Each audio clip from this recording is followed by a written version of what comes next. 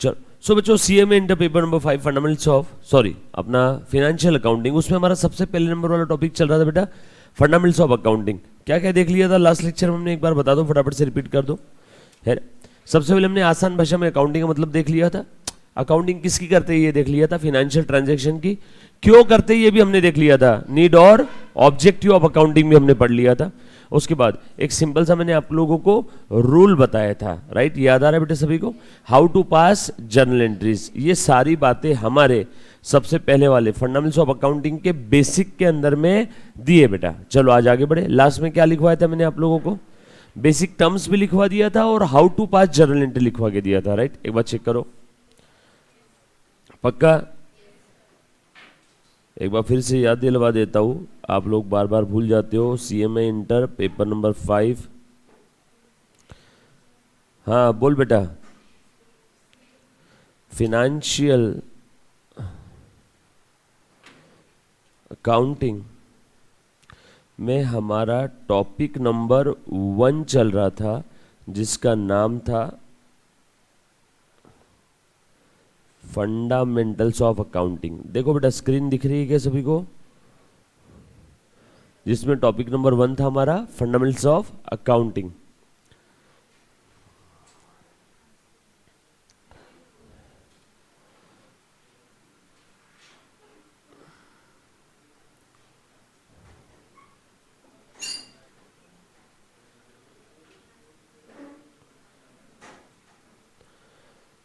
Right दिख रहा है बेटा सभी को, टॉपिक नंबर 1 था जिसका नाम था fundamentals of accounting. Munna please एक काम करना, लाइट बंद कर दे सिर्फ ये वाला, देखो वहां पे दूसरे या तीसरे नंबर का बटन होगा, देख रहे बेटा कौन बैठा है बोर्ड के पास में, रुक मैं बताऊँ वैसे, हाँ नहीं वो नहीं, वापस चालू कर, ये भी नहीं, वापस चालू कर दे, ये भी नहीं, ये भी नहीं, ये भी नहीं, हाँ वापस ऑन कर दे, वापस ऑन कर दे अभी जो बंद किया।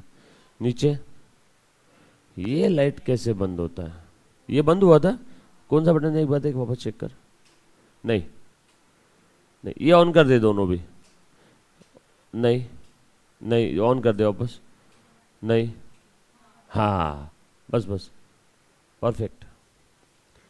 चलो आ जाए मुन्ना, ध्यान दे दो सब लोग। ये साहब बेटा गुड मॉर्निंग।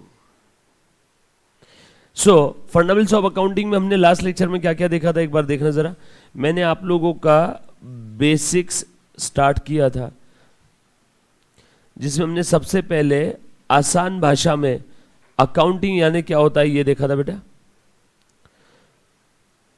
अकाउंटिंग क्यों करते हैं, वाई, अकाउंटिंग किसकी करते हैं, फिनेंशियल ट्रांजैक्शन की, राइट। उसके बाद हमने ये देखा था basic terms, most important, business क्या होता है, asset, drawing, debtors, expense, losses, liabilities, capital, creditors, income and gain, इतनी सारी बेसिक टर्म्स हमने देखी थी। और उसके बाद आप लोगों को एक सिंपल सा रूल बताया था, डेबिट बैलेंस वाले account if increase will be debited, if decrease will be credited, simple है ना। और अगर किसी अकाउंट का क्रेडिट बैलेंस है और अगर वो इंक्रीज होता है तो क्रेडिट करो, डिक्रीज होता है तो डेबिट करो, सिंपल। सब लोग साथ में रहना मुंडा। सो मेरे साथ साथ बोलो, इफ डेबिट बैलेंस, सब लोग ध्यान देना, ऑनलाइन वाले बच्चे भी, if debit balance further increase will be debited, if credit balance further increase will be credited. Opposite बोलने का काम नहीं, डेबिट बैलेंस वाला अकाउंट बढ़ता है डेबिट करो, कम हो रहा है तो क्रेडिट करो, क्रेडिट बैलेंस वाला अकाउंट बढ़ता है तो क्रेडिट करो, कम हो रहा है तो डेबिट करो, दैट्स इट। अब आपका सवाल, सर आपने बोला डेबिट बैलेंस वाले अकाउंट बढ़ते हैं तो डेबिट करना है, कौन से अकाउंट का डेबिट बैलेंस है, जवाब assets, drawing, debtors, expenses and losses, इन सब का हमेशा हमेशा और हमेशा के लिए कौन सा बैलेंस रहेगा बेटा, इनका डेबिट बैलेंस रहेगा। इनका कौन सा बैलेंस रहेगा, डेबिट बैलेंस रहेगा। मतलब ऐसे ड्राइंग, डेटर्स, एक्सपेंस, लॉसेस, ये टाइप के अकाउंट अगर बढ़ते हैं तो डेबिट करो, ऐसे ड्रॉइंग डेटर्स एक्सपेंस लॉसेज ये टाइप के अकाउंट कम होते हैं तो क्रेडिट करो। अच्छा ये बढ़ना है कम होना कहां समझ में आएगा, ट्रांजैक्शन से।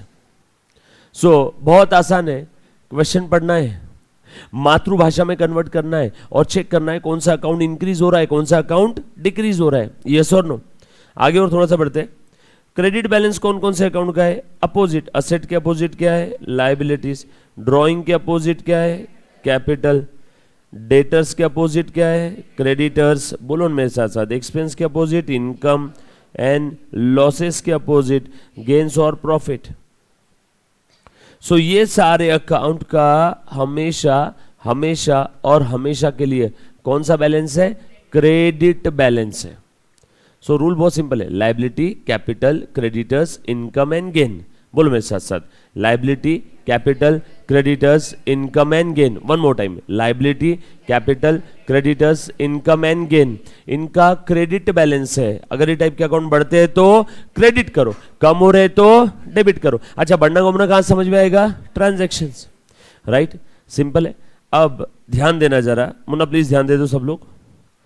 ये जो रूल मैंने आपको बताया, रूल बहुत सिंपल है ना, इतना ही है ना, डेबिट बैलेंस वाले अकाउंट बढ़ते हैं डेबिट करो, और क्रेडिट बैलेंस वाले अकाउंट बढ़ते हैं तो क्रेडिट करो। अपोजिट बोलने का काम नहीं है, राइट। अब अच्छे से ध्यान देना, अब मैं आपको बता देता हूं कि इसके अंदर में अप्लाई कैसे करना है। मान लो, मुन्ना प्लीज ध्यान देना, ये एक पार्टी है, ये एक पार्टी ने बी को क्रेडिट सेल किया ऑफ ₹5,000, बरोबर। मैं रूल को अप्लाई करके बता रहा हूँ, सब लोग अच्छे ध्यान देना, जहां डाउट आए वहां तब के तब पूछ लेना। सब बेटा ध्यान देना, लास्ट बेंच, हर एक बच्चे ने ऐसे बैठना है ताकि आपका और मेरा आई टू आई कांटेक्ट रहे। छुपने की कोशिश किसी ने भी नहीं करना है, इसके पीछे उसके पीछे, सबने please eye to eye contact रखना है, ये आपकी जिम्मेदारी है। अगर आपको मैं नहीं दिख रहा हूं आपकी जगह से तो आपने थोड़ा एडजस्ट करना है, हाथ खड़ा करना है, बोलो सर आप दिख नहीं रहे, पैसा दिया है ना मेहनत का सभी ने, तो फिर हाथ खड़ा करके ऐसा बैठो ताकि मेरा आपका आई टू आई कांटेक्ट रहे, ठीक है। उसमें आप ही का नुकसान है बेटा। चलो आ जाओ। सो ए के बुक में मैं एंट्री पास कर रहा हूं, इन द बुक्स ऑफ ए। ये रूल एंट्री हर किसी को मालूम है, एंट्री हर किसी को मालूम है, B account debit to sale. हम लोग को ये रूल अप्लाई करने वाले, क्योंकि ये रूल से हमारा journal entry, ledger posting, balancing, trial balance, final account सब इसी से बनाऊंगा। और रियल लाइफ में भी आपको प्रैक्टिस है, जॉब में यही रूल यूज करना है, राइट। चलो आगे प्लीज ध्यान दे दो। ए की बुक में एंट्री कर रहा हूं, बोलो बेटा बी को क्रेडिट बेसिस पे माल सेल किया, बी क्या बन गया मेरा, डेटर। बी क्या बन गया मेरा, डेटर। रुको, बी मेरा डेटर बन गया, यानी डेटर बढ़ गया क्या, debtor debtor debtor debtor debtor debtor debtor का डेबिट बैलेंस, डेटर बढ़ते हैं तो ओके। सो बी अकाउंट को मैं क्या करने वाला हूं, खेल खत्म, बरोबर है क्या। डबल एंट्री सिस्टम है, दो एस्पेक्ट होते हैं, दो अप्रोच होते हैं, दो नजरिए होते हैं, डेबिट एस्पेक्ट और क्रेडिट एस्पेक्ट। डेबिट एस्पेक्ट मैंने इस ट्रांजैक्शन का लिख दिया। अब यहां पे मैंने उधारी में माल बेचा था, बी डेटर बन गया, दूसरा इफेक्ट कहां जाएगा इस ट्रांजैक्शन का, सेल पे। सेल था ना, सेल सेल सेल क्या है मेरे लिए, asset, drawing, debtors, expense, losses, liability, capital, creditor, income, gain. Sale क्या है मेरे लिए, sale income, sale is the income, right.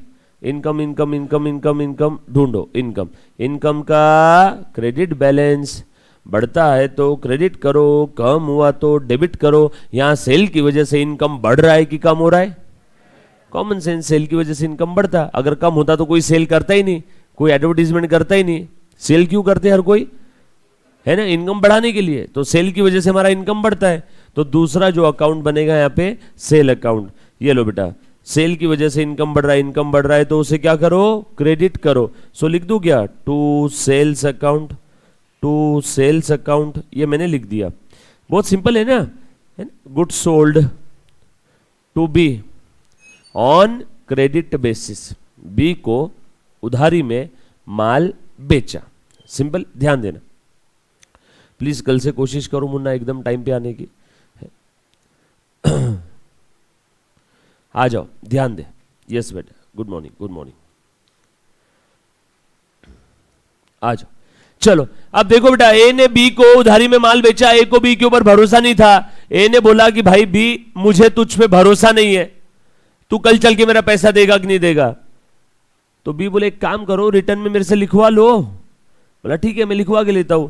तो मैंने क्या किया, एक डॉक्यूमेंट के अंदर में एक ऑर्डर लिखा और बी को बोला चल इसे एक्सेप्ट कर, और बी ने उस डॉक्यूमेंट को एक्सेप्ट किया। कैसे? उसका साइन करके।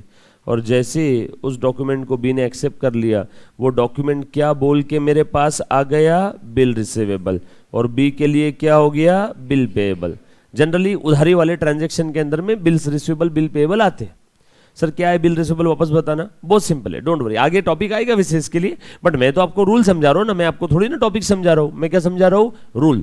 मेरा बस इतना कहना है कि 11 12 BCom MCom CA CS CM में कोई भी टॉपिक, कोई भी कंपनी, कोई भी एंटिटी, कोई भी कहीं पे भी अकाउंटिंग आए तो ये रूल अप्लीकेबल है, बरोबर।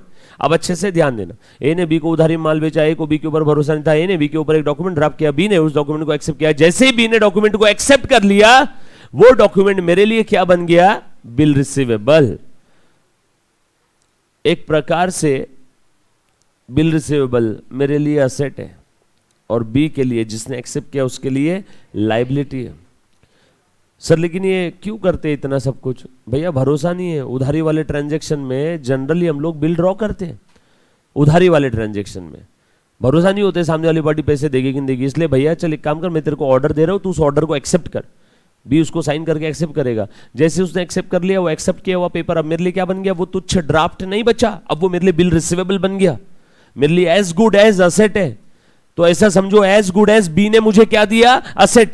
असेट मेरे पास आ गई, यानी असेट बढ़ गई क्या? बिल रिसीवेबल मेरी असेट है, असेट मेरे पास आ गई, असेट बढ़ गई तो उसे क्या करूंगा? Debit. So bill receivable account will be debited. कितने का असेट था? कॉमन सेंस, 5000 लेना था, 5000 का ही बिल ड्रॉ किया होगा। किसने दिया ये असेट मुझे? बी ने। बी मेरा कौन था? डेटर। डेटर जब भी मुझे कुछ देता है तो डेटर बढ़ते या कम होते हैं? कम होते हैं। मुझे उससे कितने लेना था? 5000। उसने 5000 के बदले क्या दे दिया? असेट। असेट का नाम क्या था? छोड़ो ना, नाम में क्या पड़ा है? असेट आई ना मेरे पास।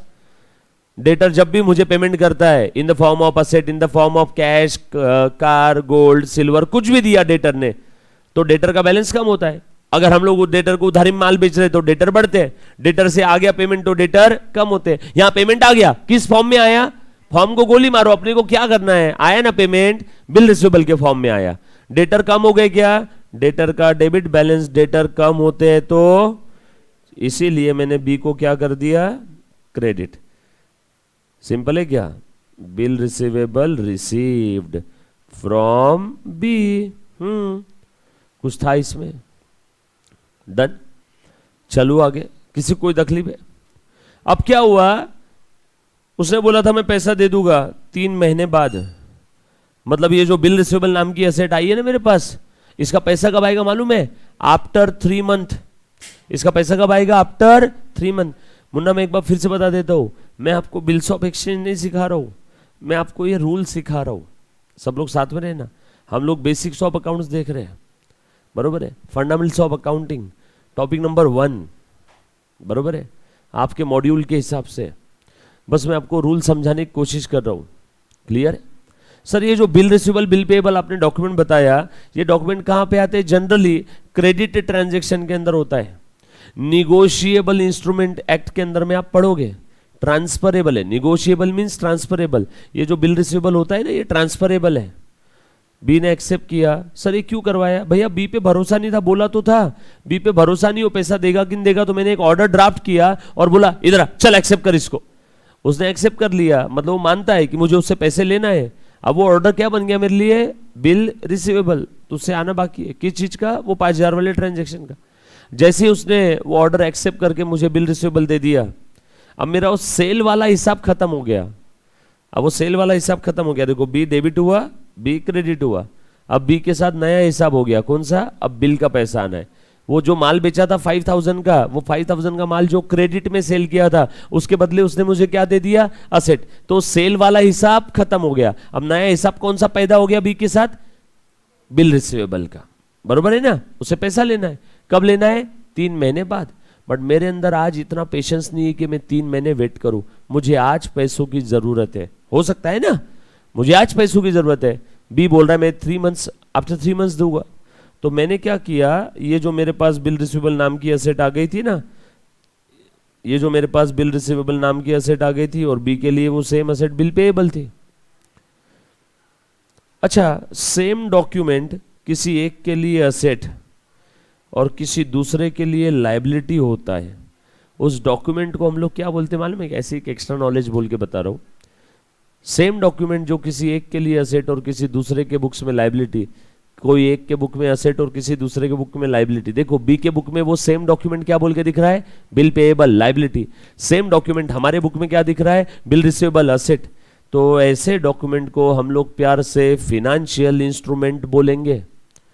फिनेंशियल इंस्ट्रूमेंट ये वो इंस्ट्रूमेंट होता है जो मनी में मेजर कर सकते हैं, और किसी एक के बुक में वो असेट बोल के शो होता है और किसी दूसरे पार्टी के बुक में सेम डॉक्यूमेंट लायबिलिटी बोल के शो होता है। चलो आप मुझे कोई तो और एक एग्जांपल दो फिनेंशियल इंस्ट्रूमेंट का। मैंने एक एग्जांपल दिया ना, बिल रिसीवेबल पेएबल है ना, bills of exchange financial instrument का एग्जांपल है। बिल्स ऑफ एक्सचेंज मेरे बुक में रिसीवेबल, सामने वाले पार्टी के बुक में लायबिलिटी पेएबल, तो वो क्या हो गया? Financial instrument. और कोई एग्जांपल ट्राई करो। शेयर्स, शेयर बरोबर ना। कोई अगर कंपनी मार्केट में शेयर इशू कर रही है तो कंपनी का शेयर कैपिटल बढ़ा कि नहीं? कंपनी का शेयर कैपिटल बढ़ा ना, कंपनी का कैपिटल बढ़ता है ना, तो कंपनी वो कैपिटल कहां लिखती है? लायबिलिटी साइड में। बचपन से पढ़ा है ना, कैपिटल किधर होता है? लायबिलिटी में। लेकिन वो शेयर मैंने किसी पार्टी ने खरीदा कंपनी का, तो उस पार्टी के लिए जिसने वो शेयर खरीदे उसके लिए वो शेयर क्या हो गया? असेट। इन्वेस्टमेंट इन शेयर्स, मैंने रिलायंस के शेयर खरीदे तो मेरे लिए वो रिलायंस के शेयर क्या हो गए? Investment asset. और रिलायंस कंपनी ने शेयर इशू किए तो रिलायंस कंपनी के लिए क्या हो गया? Capital liability. Game over. Share is also another example of financial instrument. और कोई एग्जाम्पल बोल बेटा। डिबेंचर सेम वैसी आएगा, कंपनी अकाउंट्स में देखेंगे हम लोग, है ना। तो ऐसा इंस्ट्रूमेंट है ना जो किसी एक के बुक में क्या होता है बेटा, प्लीज ध्यान देना, असेट, और किसी दूसरे पार्टी के बुक में क्या बोल के शो होता है? लायबिलिटी। छोड़ो, वैसे अपने सिलेबस का पार्ट नहीं, एक्स्ट्रा याद आ गया तो बता दिया आपको।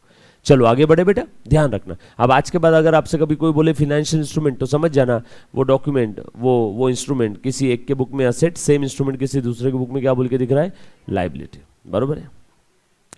आ जाओ सोमना, प्लीज ध्यान दे देना।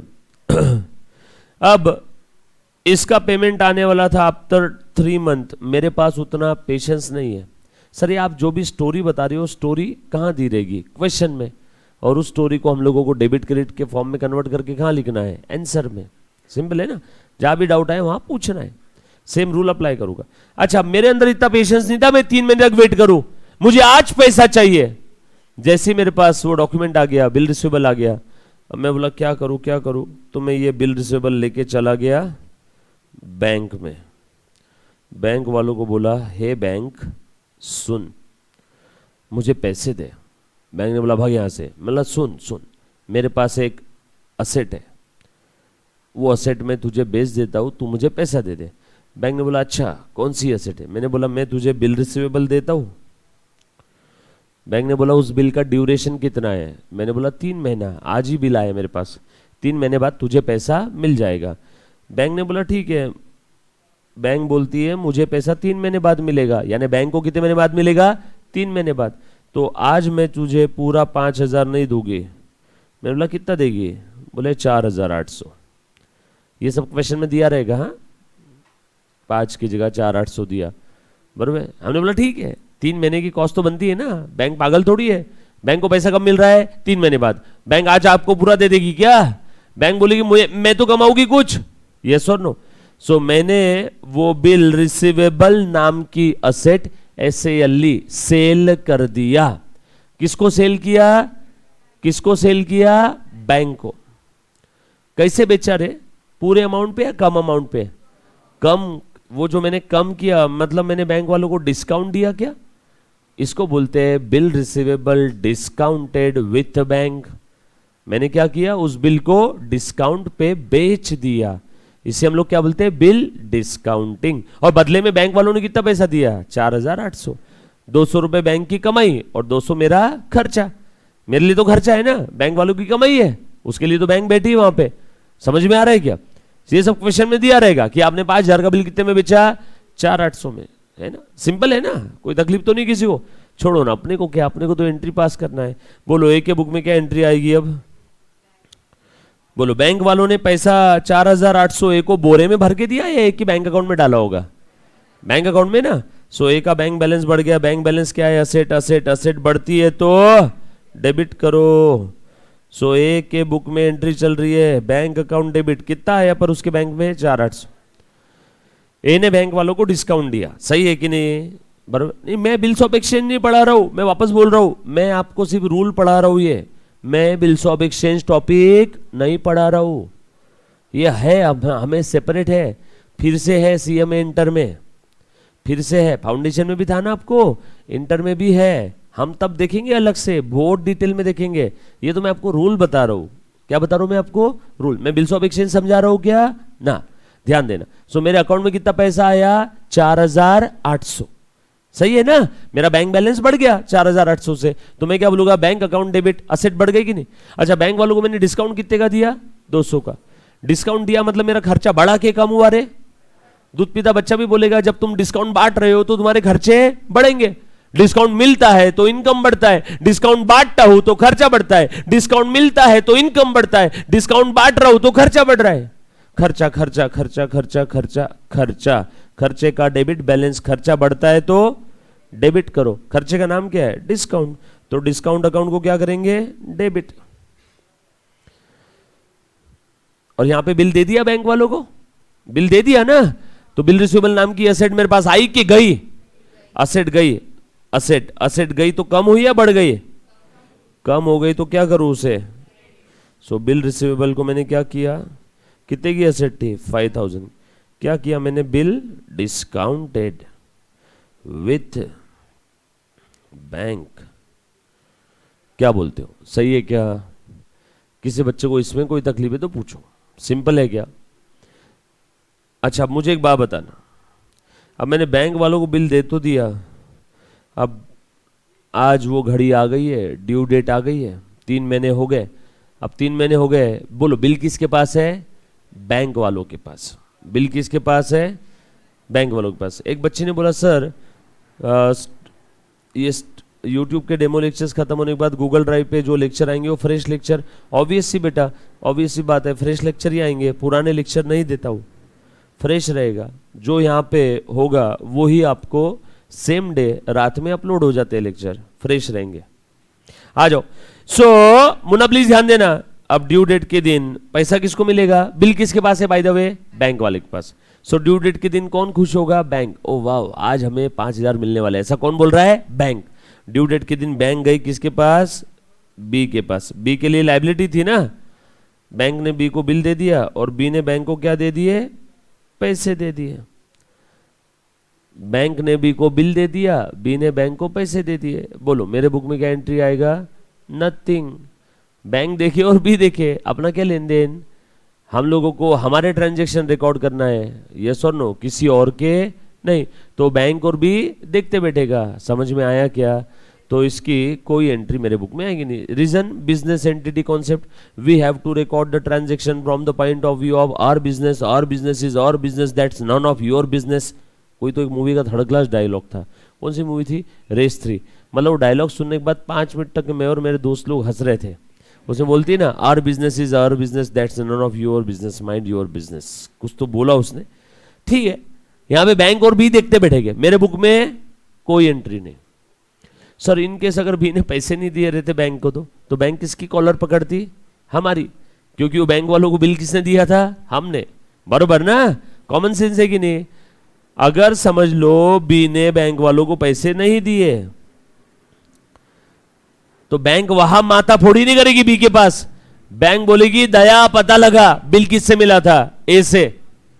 बैंक सीधा आएगी मेरे पास और बोलेगी भैया तूने जो बिल बेचा था ना, मैं उस बिल का मुझे 5,000 मिलना था, बट बी ने पैसा नहीं दिया, अब वो पैसा मैं तुझसे लूंगी, क्योंकि मैंने तो साइन किया था ना बैंक वालों को, जब बिल डिस्काउंट किया था तब टर्म्स कंडीशन पे मैंने साइन किया था कि अगर बी ने पैसे नहीं दिए तो मैं दूंगा, अगर उसने नहीं दिए तो मैं दूंगा।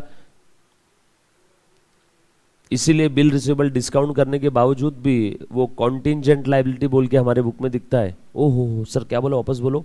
इसीलिए बिल रिसीवेबल डिस्काउंट करने के बाद भी मेरे बुक्स में वो क्या बोल के दिखता है, कॉन्टिंजेंट लायबिलिटी। कहां पे, नोट, बैलेंस शीट के नीचे, नोट्स टू द अकाउंट्स में। क्यों, ऐसी लायबिलिटी जो डिपेंड है किसी फ्यूचर इवेंट पे, उस लायबिलिटी को हम लोग कॉन्टिंजेंट लायबिलिटी बोलते हैं। और यहां पे फ्यूचर इवेंट क्या था, बी का पैसे देना या ना देना। बी ने अगर पैसे दे दिए तो हमारी लायबिलिटी है क्या, नो। बी ने अगर पैसे नहीं दिए तो क्या हमारी लायबिलिटी आएगी क्या, यस। तो ऐसी liability which depends on happening और non happening of some future event, उस लायबिलिटी को क्या बोलते हैं, कंटीजेंट लायबिलिटी। इसीलिए जो बिल मैंने बैंक वालों को डिस्काउंट कर दिया, सेम बिल मेरे बैलेंस शीट के नीचे फुट नोट में क्या बोल के दिखते रहेगा, कब तक, जब तक पेमेंट नहीं होता तब तक, कॉन्टिजेंट लायबिलिटी। दैट्स वाई बचपन में एमसीक्यू आता था आपको, बिल रिसीवेबल डिस्काउंटेड कहां शो करते हैं, कॉन्टिजेंट लायबिलिटी में, राइट। चलो आगे, खैर छोड़ो, मैं बिल्स ऑफ एक्सचेंज नहीं पढ़ा रहा हूं, ये डिटेल में पढ़ना है, हम तो रूल देख रहे हैं। आ जाओ, अब समझ लो बी ने पैसे नहीं दिए तो बैंक वो पैसा किससे वसूल करेगी रे, हमसे, ए से। कैसे वसूल करेगी, बैंक हमें मार ठोक के पैसा वसूल करेगी, हमारा बैंक बैलेंस कम कर देगी। उतना तो अधिकार है ना बैंक के पास। तो मेरा बैंक बैलेंस कम हो गया, नहीं मेरी असेट बढ़ी या कम हुई, असेट कम हो गई, तो असेट को क्या करूंगा, credit. So to bank account 5,000 रुपए कम करने वाली थी बैंक। फिर बैंक ने बोला रुको, वो जो बिल डिसऑनर हो गया उस चक्कर में हमको सरकारी ऑफिस के चक्कर काटने पड़े, उसके लिए कुछ नोटिंग चार्जेस दिए 100 रुपए, तो बैंक हमसे पूरे वसूल करेगी ना। 5,000 बैंक को आज मिलने वाले थे जो कि नहीं मिले, प्लस 100 रुपए बैंक को नोटिंग चार्जेस भी देना पड़ा सरकारी ऑफिसर में, नोंदणी है ना, रजिस्ट्री ऑफिस में गया, नोट करवाए उस फैक्ट को। कल चल के कोर्ट केस वगैरह होगी तो कुछ तो प्रूफ होना चाहिए ना, तो उस नोटरी ऑफिसर के रजिस्टर का जेरोक्स कॉपी हमारा एविडेंस रहेगा, यस और नो। तो उसके भी बैंक वालों ने मेरे से लिए, ये लो 5,100 रुपए।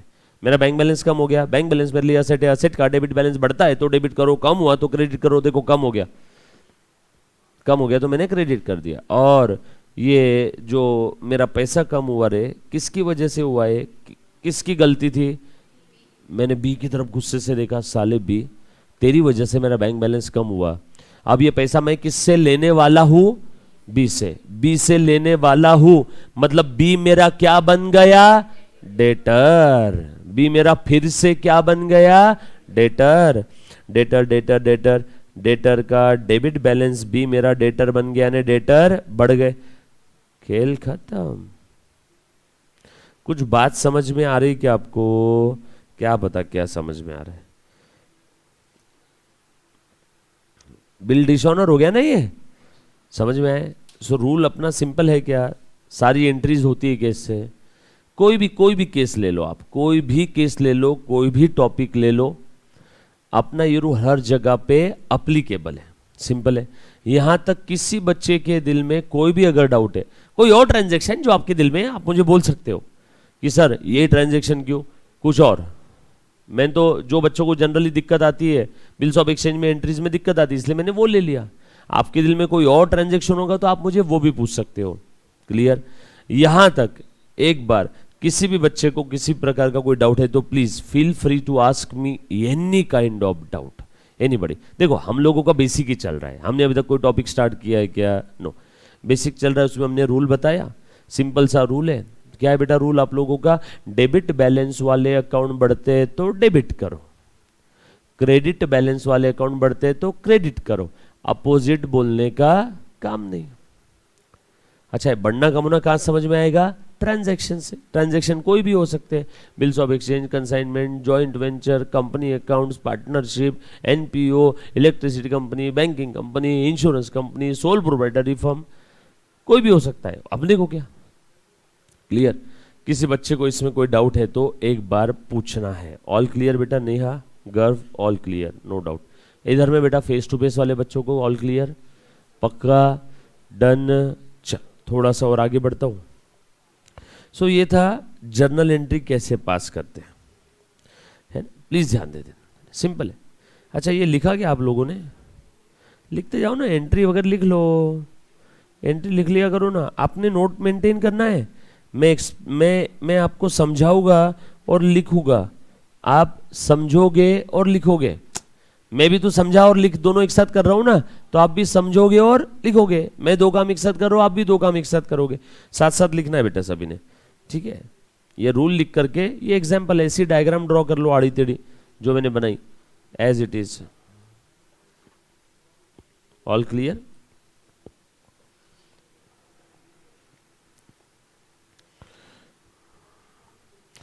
होले होले से एकदम हम लोग जाएंगे बेटा, चिंता मत करना। आ जाओ। सो मुन्ना प्लीज ध्यान देना, थोड़ा सा और आगे बढ़ रहा हूं, थोड़ा सा और आगे बढ़ रहा हूं। आ जाओ, थोड़ा सा और आगे बढ़ते बेटा। जैसे ए बेटा प्लीज ध्यान दे, आगे सारी चीजें आएगी, आपको एक बार रिकैप करवाना पड़ेगा ना। जैसे मान लो मैंने माल बेच दिया, कैश नाम की असेट मेरे पास आ गई, कैश को डेबिट कर दिया। मुन्ना प्लीज सब लोग ध्यान देना, to sales account, sale, income बढ़ गया, इनकम को क्रेडिट करो 100 रुपए का, बरोबर है क्या? अच्छा, ये जो माल बेचा ना मैंने, ये जो माल मैंने बेचा है ना, ये माल मैंने खरीदा था पहले, ये माल मैंने खरीदा। माल अचानक कहां से आएगा? कबूतर थोड़ी लेके आएगा, पहले खरीदा होगा ना। ये देखो मैंने खरीदा था पहले, मैंने परचेज किया था, परचेज अकाउंट डेबिट। कितने में परचेज किया था? 60 में, और उसके लिए मैंने पैसे भी दे दिए थे, to cash 60। Goods purchase, goods sold. किसी को कोई तकलीफ है इसमें? माल बेचने के लिए मैंने सैलरी दिया था एम्प्लॉय को, सैलरी की वजह से खर्चा बढ़ा मेरा, सैलरी को डेबिट कर दिया, टू कैश सैलरी 10 रुपए, है ना। एंट्री मैंने कर दी, सिंपल सी एंट्री। ये मेरी फर्स्ट स्टेज है। सेकंड स्टेज क्या है बेटा? पोस्टिंग। पोस्टिंग कहाँ करता हूं मैं?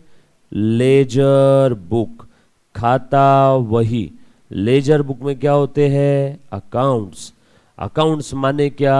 Account is the summary of related information at one place in a T shape format.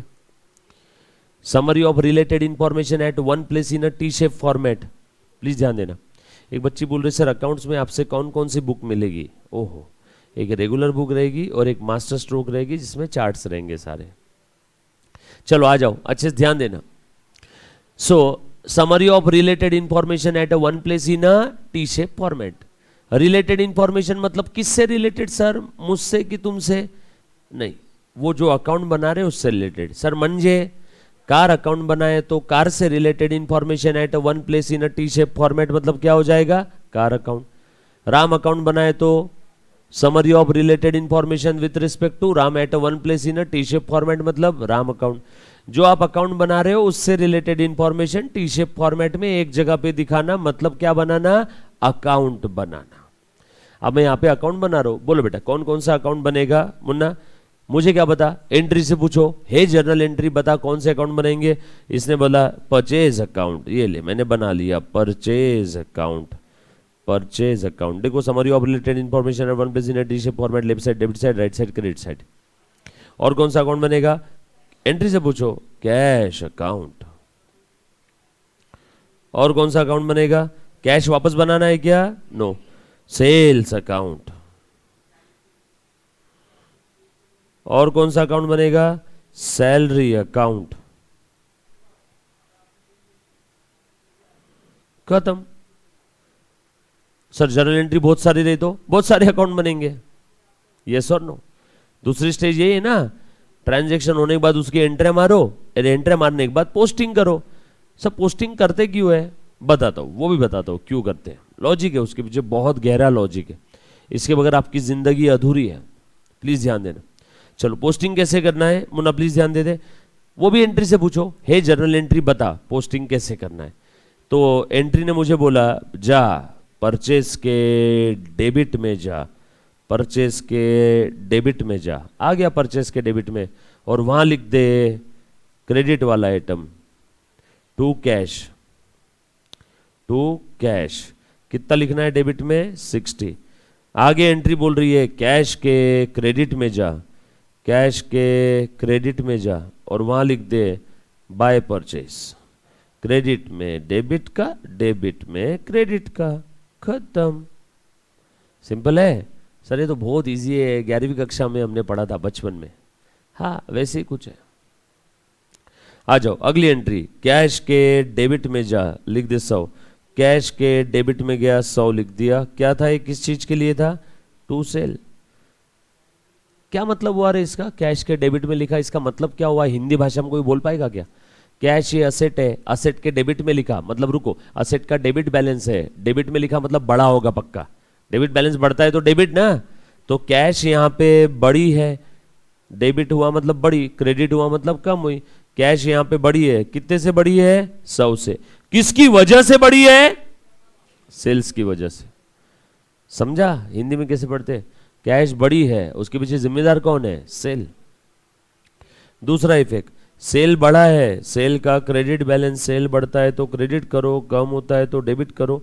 To cell, cell के क्रेडिट में लिखो बाय कैश।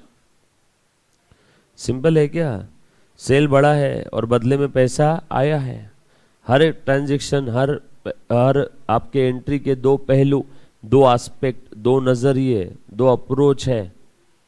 एक अप्रोच है डेबिट, एक है क्रेडिट। अच्छा दो ही क्यों रे बेटा, तीन क्यों नहीं, दो ही क्यों, तीन क्यों नहीं, दो ही क्यों?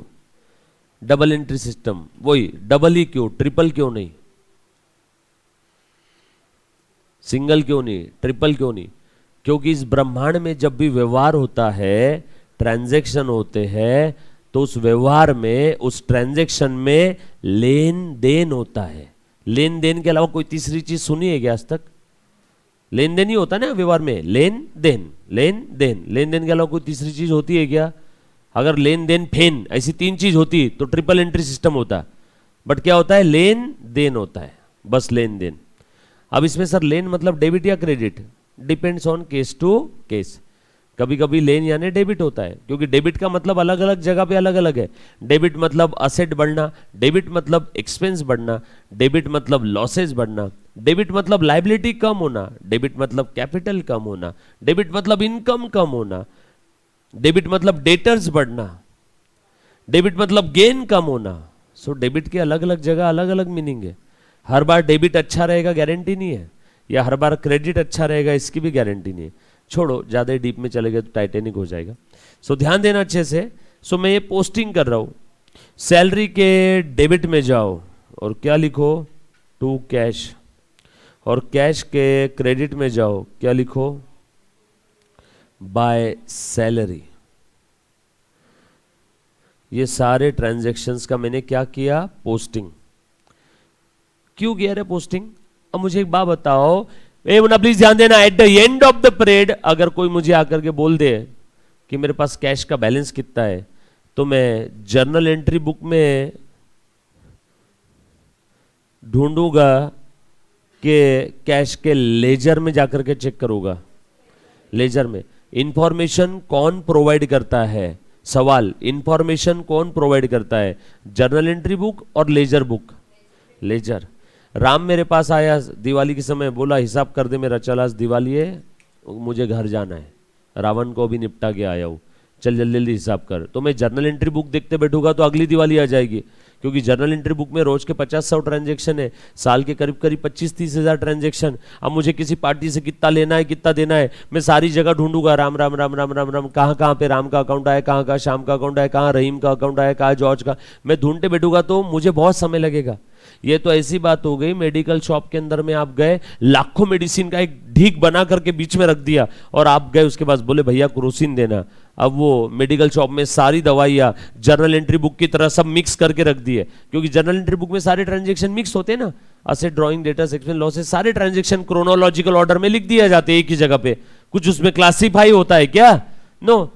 मेडिकल शॉप में सोचो सारी दवाइयां एक ही जगह मिक्स करके रख दी, अब बोलो उसको क्रोसिन दे 2 रुपए की, आपकी तबीयत ठीक हो जाएगी, फिर से अगले साल खराब हो जाएगी, तब तक क्रोसिन मिलेगी क्या उसको? बट वो ही उसने सारी दवाइयां प्रॉपरली क्लासिफाई करके रखी, तो लाखों मेडिसिन में से 2 रुपए की क्रोसिन भी वो 2 सेकंड में ढूंढ के देता है कि नहीं? सो इंफॉर्मेशन रिट्राइव करने के लिए आपको इंफॉर्मेशन को प्रॉपरली रखना होगा। आपके मम्मा पापा बोलते हैं ना आपको काफी बार कि कॉलेज के तुम्हारे डॉक्यूमेंट्स, ये रिजल्ट्स वगैरह प्रॉपर फाइल करके रखो, मतलब प्रॉपर क्लासिफाई करके रखो। बाद में जब आपको बोला जाता है कि ये इसकी जेरोक्स दे, उसकी जेरोक्स दे, ना आप बोलते हो मेरे पास डॉक्यूमेंट बराबर नहीं रखे हुए, तो क्या गालियां पड़ती है घर से? साला डॉक्यूमेंट भी बराबर रखते नहीं है। तो क्लासिफाई करके रखना है तो कहां रखना है? उस रिस्पेक्टिव लेजर में रिस्पेक्टिव ट्रांजैक्शन हम लोगों को ट्रांसफर करना होगा। उस ट्रांसफर करने की प्रोसेस को क्या बोलते हैं बोल मुन्ना? पोस्टिंग। प्लीज ध्यान दो, मेंटली प्रेजेंट रहो, है ना। बंदूक की गोली टाइप जवाब आना चाहिए, ट्यूबलाइट नहीं चाहिए।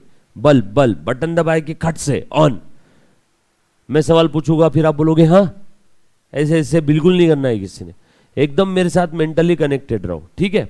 सो ये आपको समझ में आया लेजर क्यों बनाते हैं? एक सेंटेंस में इंफॉर्मेशन रिट्राइव करने के लिए, फट से। कैसे? फट से। इंफॉर्मेशन लेके सर क्या अचार डालोगे क्या इंफॉर्मेशन का? नो, मैं उससे डिसीजन लूंगा। काफी सारी वजह होती है इंफॉर्मेशन की, ये सर नो। आ जाओ। सो मैंने पोस्टिंग कर दिया। पोस्टिंग के बाद अगली स्टेज क्या होती है रे बेटा? बैलेंसिंग। निकालो तो बैलेंस इसका, है ना। बोल बेटा, परचेस का बैलेंस कितना आ रहा है? रुको, बैलेंसिंग कैसे करते हैं? बैलेंसिंग कैसे करते हैं मुन्ना? डेबिट साइड की टोटल करो, कितनी आई? 60। क्रेडिट साइड की टोटल करो, कितनी है? 0। 60 और 0 में ज्यादा कौन सा है? 60। जो ज्यादा है वो दोनों साइड में लिख दो। अब बताओ किधर कितना कम पड़ रहा है? इधर 60 कम पड़ रहा है, तो लिख दो बैलेंस, और ये इसे हम लोग कैरी करेंगे। कहां पे कैरी करेंगे सर? ट्रायल बैलेंस में। इसीलिए लिखते हैं कैरी इट डाउन। वरना कोई शौक है क्या मुझे सीडी बीडी लिखने का? यस और नो? कहां कैरी करेंगे? ट्रायल बैलेंस में। सो मैंने लिख दिया बैलेंसिंग फिगर। मेरा आपसे एक छोटा सा सवाल है, ये 60 जो बैलेंस आया ये कौन सा बैलेंस है? क्रेडिट या डेबिट? हाँ, डेबिट। पक्का?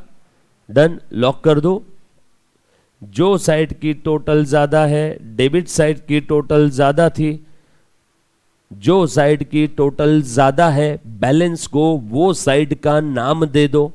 कौन सी साइड की टोटल ज्यादा थी? यहां पे डेबिट साइड की। खेल खत्म, 60 जा, तो डेबिट बैलेंस है। फिर से, जो साइड की टोटल ज्यादा है बैलेंस को वो साइड का नाम दे दो। डेबिट साइड की टोटल ज्यादा थी इसलिए बैलेंस का नाम डेबिट बैलेंस। हाँ, लिखा क्रेडिट में, बरोबर है, बट उसका नाम क्या है? Debit balance. क्लियर? चलो आगे। किसी को कोई दिक्कत, कोई तकलीफ? चल इसका बैलेंस निकाल रहे मुन्ना, बोलो फटाफट से। कौन सा बैलेंस है? Debit balance. इसका बैलेंस बता बेटा। Credit balance. क्रेडिट साइड की टोटल ज्यादा है ना, इसका बैलेंस बता। Debit balance. ओहो हो, तीसरी स्टेज भी हो गई। एंट्रा, पोस्टिंग और बैलेंसिंग। कुछ था इसमें। अभी जो बच्चा मां के पेट में है, जो बाहर भी नहीं आए, वो भी कर लेगा क्या ये आराम से? बहुत इजी है, इजी पीजी, लॉलीपॉप। डन। आ जाओ।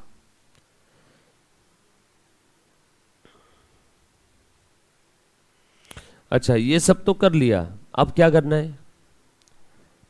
अब तो हमें फिनेंशियल स्टेटमेंट्स बनाना है सर। अब बहुत खुजली हो रही, जल्दी जल्दी फिनेंशियल स्टेटमेंट बनाओ। बट फिनेंशियल स्टेटमेंट बनाने के लिए मुझे सारे बैलेंसेस एक जगह लेके आना पड़ेगा पहले। अब सारे बैलेंसेस एक जगह लेके आना है तो हम लोगों को एक स्टेटमेंट बनाना है।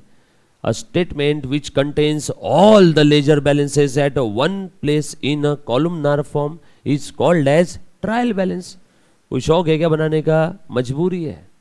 सारे बैलेंसेस एक जगह लिखता हूं और उससे हमें एक और चीज पता चल जाएगी, सारे डेबिट बैलेंस और क्रेडिट बैलेंस इक्वल है कि नहीं। सारे डेबिट और क्रेडिट बैलेंसेस इक्वल है कि नहीं है। मेहता जी ध्यान देना बेटा, बना रहा हूं। ट्रायल बैलेंस, सारे बैलेंसेस लिखो। कौन कौन से अकाउंट्स बनाए थे रे आपने? Purchase cash, purchase cash, sales, salary. बोलो, ये डेबिट बैलेंस इस कॉलम में लिख देना, सारे क्रेडिट बैलेंस इस कॉलम में लिख देना। ढूंढो कौन कौन से डेबिट बैलेंस थे। डेबिट बैलेंस कितना था? 60। डेबिट बैलेंस कितना था? 30 कैश का। सेल्स का क्रेडिट बैलेंस कितना था? 100। सैलरी का डेबिट बैलेंस कितना था? लिख दिया। कॉमन सेंस, टैली होना ही चाहिए। सर क्यों टैली होना चाहिए? दुनिया में लेन देन होता है और हर बार लेन देन इक्वल होता है। आपने 100 रुपए की चीज खरीदो तो आप उसको कितना दोगे? 100। लेन देन इक्वल होना चाहिए ना सर। लेन देन अगर इक्वल नहीं है तो किसी न किसी पार्टी को या तो फायदा या तो नुकसान हुआ। आपने 100 की चीज खरीदी, बदले में दिया 30, तो आपका 70 का फायदा हो गया, उसका 70 का लॉस हुआ। बरोबर है? लेन देन इक्वल है क्या हर बार? यस और नो? चेक कर लो इक्वल आया क्या? 100 100। अब आपने व्यवहार तो कर लिया, कुछ तो लेन देन किया। अब आपको पता लगाना है कि इसमें आपको फायदा हुआ कि नुकसान हुआ। तो उसके लिए हम लोग क्या बना लेते हैं? ट्रेडिंग और प्रॉफिट एंड लॉस अकाउंट बना लेते हैं। Trading and P&L account. Sir अलग अलग बनाओ ना। अलग अलग बना लो, एक साथ बना लो, ऊपर नीचे, है ना? ऊपर ट्रेडिंग, नीचे P&L, या आजू बाजू, एक पहले ट्रेडिंग बाद में P&L, कैसा भी करो, कोई फर्क नहीं पड़ता। बरोबर? सिंपल है। मुद्दे को समझो, कॉन्सेप्ट समझो। बचपन में काफी सारी चीजें लर्न की थी, उन सब भ्रम को तोड़ दो, सारे अपने अजम्पशंस की दीवारों को गिरा दो और थोड़ा सा अपने मन को आजाद करो। बरोबर है? क्यों कर रहे हैं वो समझो। बता बेटा, फटाफट से बता दे। तो यहाँ पे ट्रेडिंग में, हाँ ये ट्रेडिंग P&L है, और आपका एक फिनेंशियल स्टेटमेंट के अंदर में एक और स्टेटमेंट बनेगा जिसका नाम रहेगा बैलेंस शीट। आपके बिजनेस की औकात बताएगा ये बैलेंस शीट। आपके बिजनेस की क्या बताएगा बेटा? औकात बताएगा। लायबिलिटी, असेट, यहां लिखना चाहिए था, डेबिट क्रेडिट में गलती से उधर लिखना था। बरोबर है? आपके बिजनेस में कितनी लायबिलिटीज है और कितनी एसेट है, कौन बताएगा? Balance sheet. चलो, ये फिनेंशियल स्टेटमेंट क्यों बनाते हैं? To know the operating result and to know the financial position. कब बनाते हैं बोलो तो? अच्छा, कब बना सकते हैं फिनेंशियल स्टेटमेंट? कब बना सकते हैं? कब बना सकते हैं? कब बना सकते हैं? कब बना सकते हैं? कब बना सकते हैं? कभी भी। कब बना सकते हैं बोलो? कभी भी। लेकिन जनरली कब बनाते हैं? At the end of the year. कब बना सकते हैं? कभी भी। यकीन नहीं आता है तो टैली सॉफ्टवेयर में अगर किसी ने एंट्री देखी, कहीं सुनी, करी होगी, तो आप देखो हर एंट्री के बाद फ्रैक्शन ऑफ सेकंड में फिनेंशियल स्टेटमेंट बन जाते हैं। चेक करो, एंट्री पास करो, उसके बाद में डिस्प्ले, अकाउंट बुक और बैलेंस शीट, DAB कर देना, डायरेक्ट बैलेंस शीट आपके सामने आ जाएगी। सो हर ट्रांजैक्शन के बाद आप लोग फिनेंशियल स्टेटमेंट बना सकते हो। सकते, लेकिन कब बनाते हो? At the end of the financial year और अकाउंटिंग पीरियड। चल मुन्ना फटाफट से ध्यान दे। ट्रेडिंग अकाउंट आपने बना लिया, P&L बना लिया। अच्छा, ट्रेडिंग में कौन से आइटम आते रहे बेटा? ट्रेडिंग का नेचर क्या है? एनीबॉडी है ना? आपने बचपन में पढ़ा है ना, पर्सनल, रियल, नॉमिनल। ट्रेडिंग का नेचर कौन सा है? बोल बेटा। Last bench, nominal. और कोई नहीं मालूम ट्रेडिंग का नेचर कौन सा है? ट्रेडिंग का नेचर P&L नॉमिनल है, ट्रेडिंग भी नॉमिनल है। अरे बाबा, नॉमिनल मतलब क्या? डेबिट में खर्चे और क्रेडिट में इनकम। डेबिट में एक्सपेंस लॉस, क्रेडिट में इनकम, मतलब कौन सा अकाउंट है? नॉमिनल। बरोबर? सो ट्रेडिंग नॉमिनल है। बरोबर? ये तो बात क्लियर हो गई। ट्रेडिंग नॉमिनल है। सो मैं यहां पे लिखता हूं, देखो खर्चे लिख देता हूं। P&L में, ट्रेडिंग में कौन कौन से आइटम आएंगे प्लीज ध्यान देना, अलग अलग बता देता हूं, एक सेंटेंस में बता रहा हूं। फाइनल अकाउंट आने वाला है हमको। बरोबर है क्या? बेसिक हम लोग देख रहे हैं, बहुत इजी है, कॉमन सेंस एकदम। माल खरीदने से लेके तो बिजनेस में लेकर आने तक का खर्चा सारा ट्रेडिंग के डेबिट में। क्या बोला मैंने? एक्सपेंसेस रिलेटेड टू गुड्स कहां पे आ जाएगा? ट्रेडिंग के डेबिट में। डेबिट में एक्सपेंस है ना। Opposite, income related to goods trading के क्रेडिट में। ट्रेडिंग के डेबिट में क्या है? All direct expense related to goods. Trading के क्रेडिट में all direct income related to goods. और बचे हुए खर्चे और इनकम कहाँ आएंगे? P&L में। बचे हुए all indirect operating general administration expenses सब कहाँ पे आ जाएगा? P&L। All indirect operating general admin expenses सब कहाँ पे आएगा? P&L। सो मेरा आपसे छोटा सा सवाल है, माल खरीदने से लेके बिजनेस में लेकर आने तक के खर्चे कौन कौन से होते हैं? माल परचेस किया, परचेस कहां पे आ जाएगा? ट्रेडिंग के डेबिट में, बरोबर। माल को पैर है क्या, अपने आप चल के आएगा क्या ऐसे टुकु टुकु? नो। माल को ट्रक में लोड करने के लिए लेबर चार्जेस दिए, बोलो लेबर चार्जेस भी कहाँ आएगा? ट्रेडिंग के डेबिट में। ट्रक अगर खुद का है तो क्या लगेगा? फ्यूल, कहां पे आएगा? ट्रेडिंग के डेबिट में। ट्रक भाड़े का है तो ट्रांसपोर्ट चार्जेस कहां आएगा? ट्रेडिंग के डेबिट में। माल खरीदने से लेके बिजनेस में लेकर आने तक के all necessary expenses related to bring that goods to its present location, माल खरीदने से बिजनेस में लेकर आने तक का सारा खर्चा ट्रेडिंग के डेबिट में। सो परचेस, लेबर, वेजेस, ट्रांसपोर्ट। अब ट्रक सिटी लिमिट के बाहर आ गया, ऑक्ट्राय पे किया, वो भी कहां आएगा? ट्रेडिंग के डेबिट में। लोकल टैक्सेस पे किए, ट्रेडिंग के डेबिट में। Freight, local taxes, carriage inward, trading के डेबिट में। उस माल को लाने के लिए रॉयल्टी पे किया, किसी को नदी किनारे से मिट्टी लाने के लिए कॉन्ट्रैक्टर को रॉयल्टी पे करना पड़ता है ना, बिल्डर लोग रॉयल्टी पे करते हैं, वो भी ट्रेडिंग के डेबिट में। माल फैक्ट्री गेट के सामने आ गया, माल को अनलोड किया, लेबर चार्जेस फिर से पे किया, वो भी ट्रेडिंग के डेबिट में। समझ में आया ट्रेडिंग के डेबिट में क्या आएगा? पक्की बात। यहां तक किसी बच्चे को कोई डाउट तो बता दो बेटा, ये परचेस कहां आएगा? ट्रेडिंग के डेबिट में। बाय द वे एक चीज बता देता हूं आपको, आखिरी में हम लोग देखें, डिस्कस करेंगे। कुछ बच्चे सोच रहे होंगे कि सर परचेस तो रियल अकाउंट है, असेट है। हाँ बिल्कुल सही है, बताता हूँ, सारी चीजें बताता हूँ, बरोबर है। आ जाओ, परचेस लिख दिया यहाँ पे। कैश क्या है? आपकी असेट है, बैलेंस शीट के असेट में लिख दूं क्या? सेल इनकम है तो ट्रेडिंग में लिख दूं क्या? माल से रिलेटेड इनकम है ना, माल से रिलेटेड डायरेक्ट खर्चे ट्रेडिंग के डेबिट में, माल से रिलेटेड डायरेक्ट इनकम ट्रेडिंग के क्रेडिट में। सैलरी है, ये माल से रिलेटेड खर्चा है क्या? नो, ये ऑफिस एडमिन एक्सपेंस है, तो पी एंड एल के डेबिट में लिख दूं। ये नीचे वाला पी एंड एल है, लिख दिए सारे आइटम। बताओ तो बेटा, अंदाज प्रॉफिट कितना हुआ? 40। अंदाज ग्रॉस। सर नेट कब पता चलेगा? इसमें से बाकी खर्चे माइनस करने के बाद। सो ग्रॉस प्रॉफिट को पी एंड एल में ट्रांसफर किया, इसमें से बाकी खर्चे माइनस किए तो पता चला नेट प्रॉफिट 30। और ये नेट प्रॉफिट ये किसका रहेगा? ओनर का। तो कैपिटल में ऐड कर दो नेट प्रॉफिट 30। चेक कर लो बैलेंस शीट टैली हो गई क्या? सिंपल है एकदम, कुछ है क्या इसमें? प्रॉफिट तो मालिक का ही है ना, प्रॉफिट किसका है बेटा? मालिक का है। चलो आगे, सिंपल है एकदम। अब मेरा एक छोटू सा सवाल, बचपन में आपने ट्रेडिंग अकाउंट पढ़ा हुआ है? पढ़ा है सभी ने? पढ़ा है? नहीं पढ़ा है कि नहीं पढ़ा है? सेमी है सोनो, पढ़ा है ना सभी ने?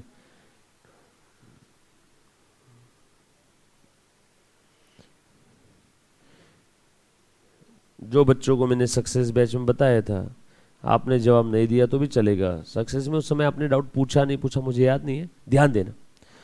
ट्रेडिंग ये नॉमिनल अकाउंट है, राइट? एक छोटू सा सवाल है, आप सभी को मालूम है क्लोजिंग स्टॉक ये असेट है, तो ये असेट नॉमिनल में क्या कर रहा है? इसके पीछे का वजह चाहिए मुझे। कम ऑन, ट्राई करो।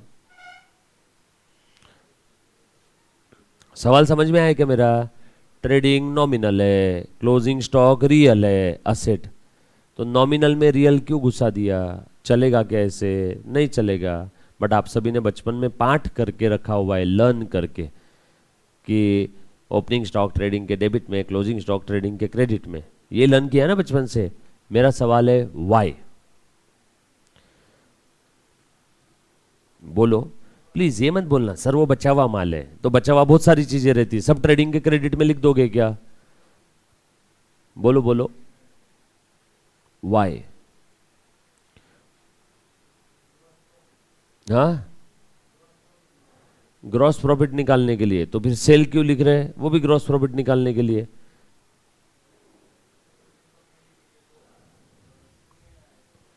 मतलब तुम्हारा बोलना है ग्रॉस प्रॉफिट निकालने के लिए जो भी जरूरी रहेगा वो सब ट्रेडिंग के क्रेडिट में लिख देंगे, यही बोल रहे हो ना? पक्का? ग्रॉस प्रॉफिट निकालने के लिए जो भी चीज है वो सब ट्रेडिंग के क्रेडिट में लिख देंगे। तो परचेज भी लिख दो ट्रेडिंग के क्रेडिट में। हाँ क्या? क्यों डेबिट? क्यों डेबिट? परचेस क्या करेंगे, माइनस, क्यों माइनस, वो एक्सपेंस है इसके लिए। तो क्लोजिंग स्टॉक कौन सा इनकम है, अरे क्लोजिंग स्टॉक का मीनिंग समझ में आया, वो बेचा नहीं, मेरे पास पड़ा इसलिए है। तो मेरे पास तो पड़ी मशीन भी है, पड़ा फैन भी है, तो सब लिख दे फिर ट्रेडिंग के क्रेडिट में। वो भी बेचा नहीं मैंने, ये फर्नीचर भी बेचा नहीं, फर्नीचर भी लिख दे ट्रेडिंग के क्रेडिट में, ये भी कहां बेचा। हाँ हाँ, क्लोजिंग स्टॉक डायरेक्ट इनकम है। बा बा बा बा बा बा बा बा बा बा, कौन बोला क्लोजिंग स्टॉक डायरेक्ट इनकम है, कहां पे डायरेक्ट इनकम है, क्लोजिंग स्टॉक तो असेट है। आप पहले ये बताओ क्लोजिंग स्टॉक असेट है कि नहीं है, है पक्का, आप श्योर हो, तो फिर डायरेक्ट इनकम क्यों बोल रहे हो, एक तो असेट बोलो, एक तो डायरेक्ट इनकम बोलो। ये तो कंफर्म है क्लोजिंग स्टॉक असेट है, बरोबर है, करंट असेट है, तो फिर करंट असेट कैश भी है, लिखना करंट असेट, ये बोला ना करंट असेट है इसलिए लिखा, तो कैश भी करंट असेट है, लिखोगे क्या आप, मुझे चाहिए वजह।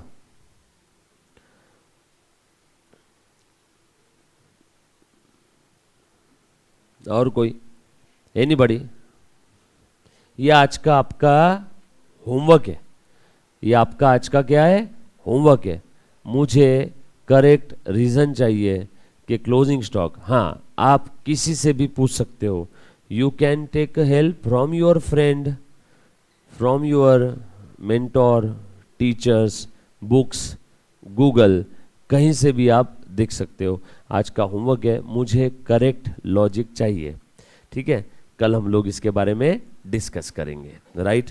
सब लोग साथ में बेटा, पक्की बात।